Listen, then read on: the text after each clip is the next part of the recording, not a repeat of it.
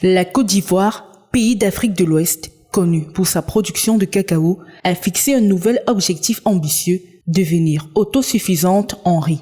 Actuellement, le riz constitue l'un des plus gros postes de dépenses du pays, avec une facture d'importation qui a atteint 500 milliards de francs CFA en 2022.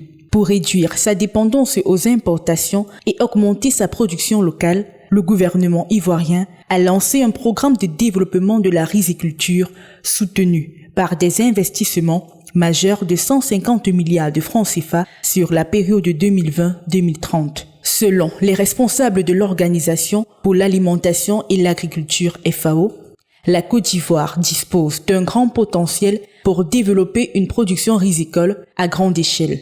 Avec ses terres fertiles et son climat favorable, la culture du riz peut être étendue à plusieurs régions du pays. De plus, la population paysanne offre une main-d'œuvre disponible pour soutenir cette expansion. Le gouvernement ivoirien a mis en place des mesures incitatives pour soutenir les agriculteurs dans cette transition vers l'autosuffisance en riz.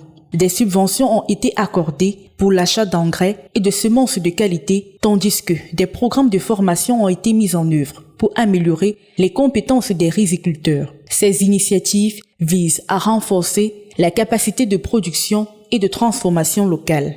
Malgré ces efforts, des défis subsistent. Le financement reste un enjeu majeur avec un besoin estimé à 150 milliards de francs CFA.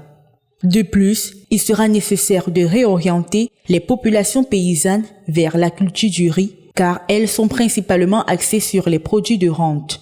Cependant, avec une planification adéquate et des investissements appropriés, la Côte d'Ivoire peut réaliser son objectif d'autosuffisance en riz d'ici 2030. Comme l'a souligné l'économiste Meïssa Babou du Sénégal, la Côte d'Ivoire fait partie des pays ayant un fort potentiel pour développer la production rizicole, tout comme le Togo et la Tanzanie. Ces pays doivent réaliser les investissements nécessaires pour aménager les bassins et attirer des investissements publics et privés afin de répondre aux besoins alimentaires de leur population.